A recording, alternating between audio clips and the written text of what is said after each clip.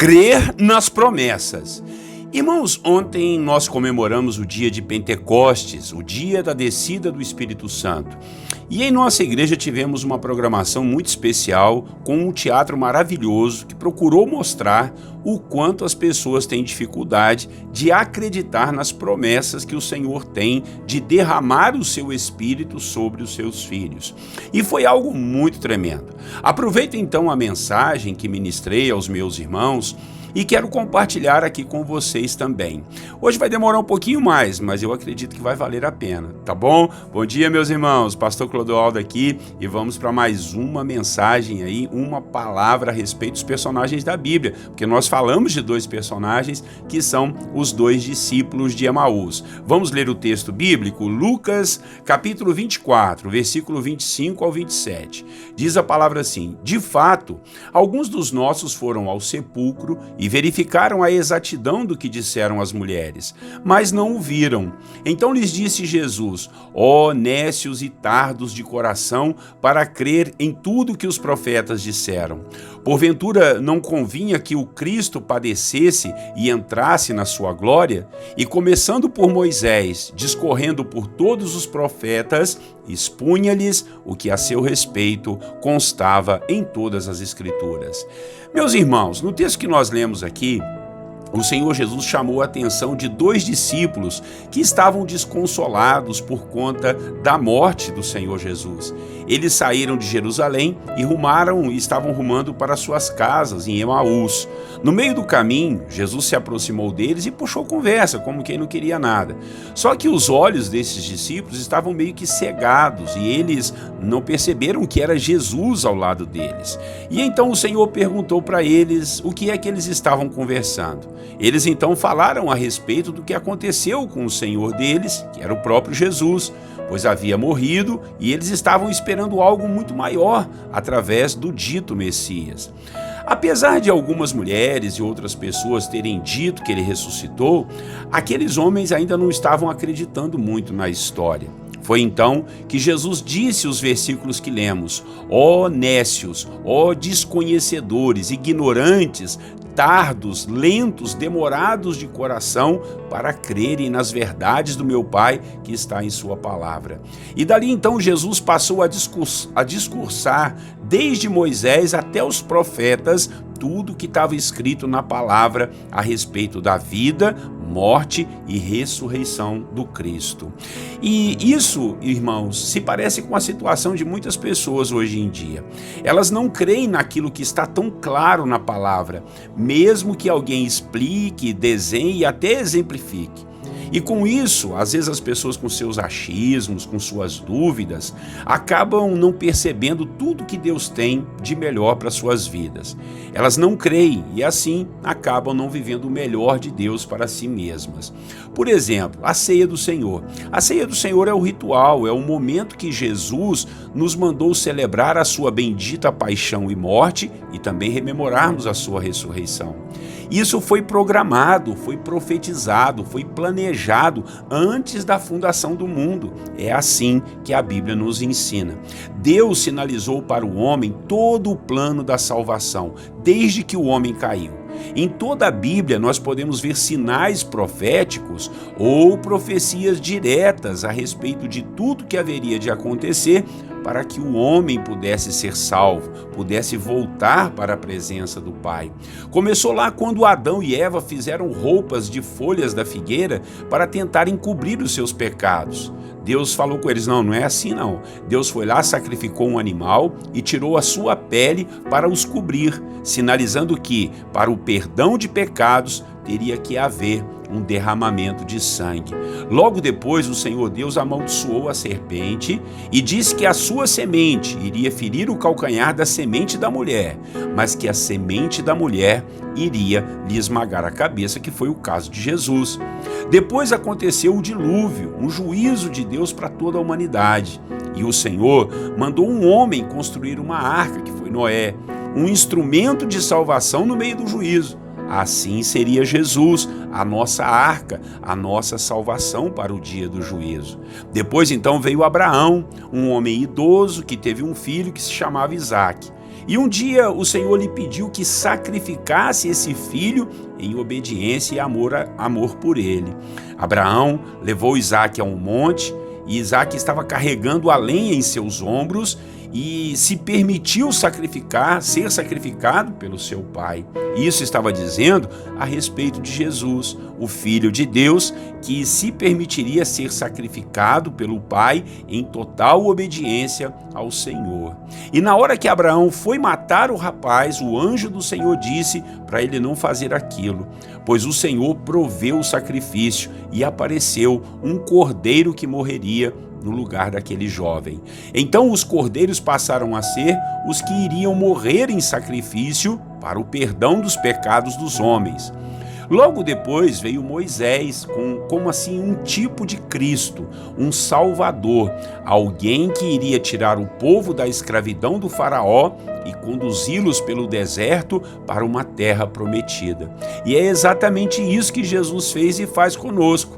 Nos tira da escravidão do mundo, das garras de Satanás, e nos conduz pelo deserto deste mundo até chegarmos ao céu, que é a terra prometida.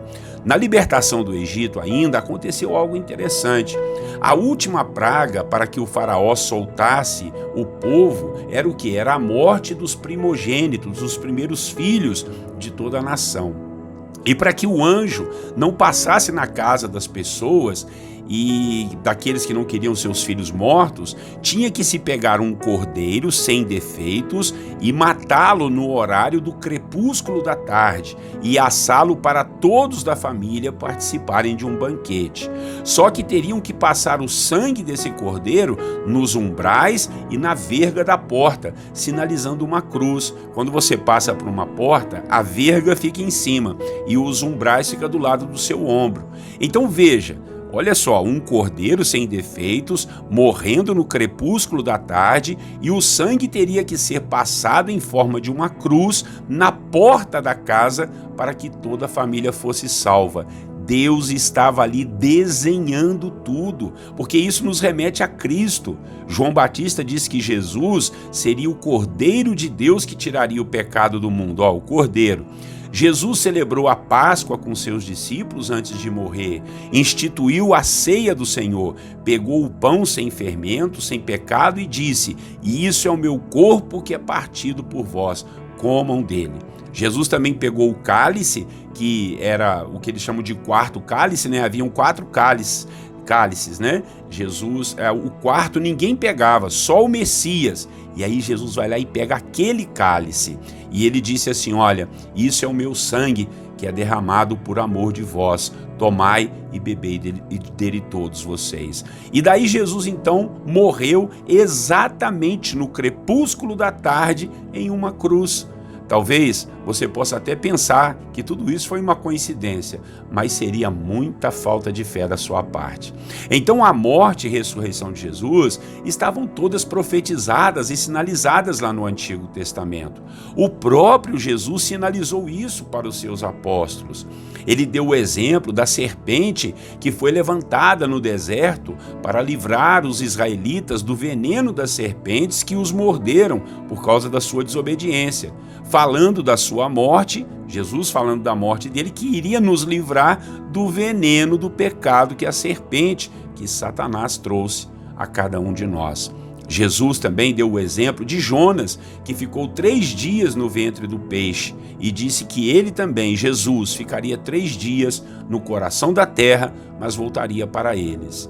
E agora todos ali estavam sem acreditar que Jesus ressuscitou. Misericórdia, inclusive esses 2 discípulos de Emaús não estavam acreditando. E não foram somente eles 2 não, irmãos. Os apóstolos também duvidaram. Eles esqueceram da promessa. E não havia somente essa promessa, e esse é o problema, né? Nós esquecemos muito rápido das promessas de Deus para as nossas vidas. Hoje, nós somos chamados a rememorarmos as promessas de Deus para nós, não é? E por isso nós tomamos a ceia do Senhor, sabendo que não foi nada por acaso. Tudo estava pensado, planejado e debaixo de um santo propósito. E além da morte e ressurreição de Jesus, havia uma outra promessa para os apóstolos e para todos nós. E é sobre essa promessa que eu quero dizer para você acreditar, que era e é a promessa do derramar do Espírito Santo de Deus. No livro de Ezequiel, no capítulo 36, o Senhor diz que dará a nós um coração novo, que derramaria o seu Espírito sobre nós e que o Espírito dele habitaria dentro de cada um de nós, inscrevendo suas leis em nosso coração. Deus também disse através do profeta Joel que derramaria o seu Espírito sobre toda a carne. E ali diz: vocês terão sonhos, visões e até profetizarão. Jesus disse que iria para o Pai, mas enviaria o Espírito Santo para consolar e lhes dizer e ensinar toda a verdade. Jesus disse que era para eles ficarem em Jerusalém para serem revestidos de poder pelo Espírito Santo. Jesus disse que receberíamos poder ao descer sobre nós o Espírito Santo para sermos suas testemunhas. E nós sabemos o que aconteceu. Foi o Pentecostes, o derramar do Espírito Santo de Deus sobre todos os irmãos. E isso não foi só para eles lá atrás, é para nós hoje, é uma promessa. Eu sei que talvez você tenha dúvidas, talvez você não acredite, talvez você ainda não tenha recebido, mas não deixe de crer, não deixe de pedir, não deixe de clamar, não seja nécio, ignorante, não seja lento em seu coração para acreditar na promessa do Senhor que Ele vai derramar o Espírito Santo dele sobre a sua vida. Não é sobre mim, não é sobre você, não é sobre a igreja em si, é sobre o Espírito Santo de Deus que quer te usar para fazer uma grande obra nessa terra. Olha, tudo isso está muito além de nós. Creia nisso, permita-se receber o Espírito Santo, ser batizado pelo Espírito Santo, para você ser uma bênção nas mãos do Senhor. Então, vamos orar e vamos voltar a crer com toda a intensidade em todas as promessas do Senhor. E não são só promessas de bênção, que Deus vai te dar isso ou aquilo, né? As pessoas ficam muito presas nisso daí, né? Mas creia nas promessas que o Senhor vai te usar, que Deus tem uma grande obra na sua vida, que Ele vai derramar o Espírito Santo dele sobre cada um de nós. Vamos orar? Nosso bondoso Deus e Pai, muito obrigado por essa mensagem tão poderosa, para nós continuarmos crendo nas promessas. O Senhor honrou todas as suas promessas e vai honrar a todas elas ainda na nossa vida, ó Pai. Te pedimos perdão pelas vezes que não acreditamos, que duvidamos, que julgamos, ó Pai. Ajuda-nos a abrirmos o nosso coração e darmos lugar ao Teu Espírito Santo para poder agir na nossa vida, agir pela nossa vida, tudo em prol do reino de Deus, para honrar e glorificar o Teu nome. Não sei se o meu irmão e a minha irmã já receberam o Espírito Santo, talvez eles ainda não foram batizados com o Espírito Santo, não receberam os dons espirituais. Que o Senhor, em nome de Jesus, nessa manhã, Pai, possa abrir o coração do Teu servo, abrir-lhe o entendimento, para que ele seja tocado, abençoado, fortalecido no Senhor e na força do Seu poder. Em nome de Jesus, que ele tenha unção, que ele tenha autoridade, que ele tenha poder, sabedoria para fazer a grande obra do Senhor. Em nome de Jesus, nós não podemos andar nesse mundo vazios, nós temos que andar cheios do Teu Espírito Santo para honrarmos e glorificarmos o Seu nome. Obrigado por essa mensagem, obrigado pela vida dos meus irmãos e irmãs, Pai, que todos nós sejamos abertos ao Teu Espírito para sermos convencidos da justiça, do pecado e do juízo, para recebermos as Suas verdades, recebermos poder ao descer sobre nós o Espírito Santo e sermos testemunhas Tuas em todos os lugares da terra. É a nossa oração nessa manhã, em nome do Senhor Jesus. Amém. Amém, irmãos? Glória a Deus, que palavra abençoada. Vamos compartilhar essa mensagem aí, inscreva-se aí nos nossos canais, dá o seu joinha, segue a gente lá no Facebook e no Instagram também. Tá legal? Pastor Clodoaldo aqui com mais uma mensagem dos personagens da Bíblia, todos os dias, 6 horas da manhã estamos juntos. Grande abraço, Deus abençoe você e a sua família, tenham todos um lindo e abençoado dia na paz do Senhor Jesus.